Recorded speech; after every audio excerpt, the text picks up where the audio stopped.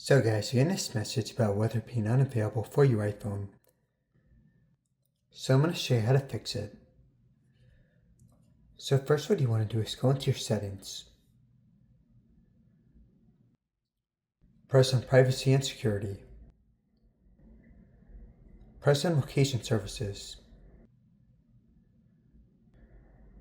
So scroll down to the bottom, press weather. First just turn this on.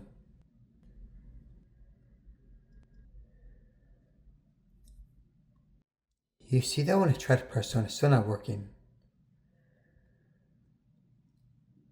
So the next thing you can try doing, just go back to your main settings page. Press on general.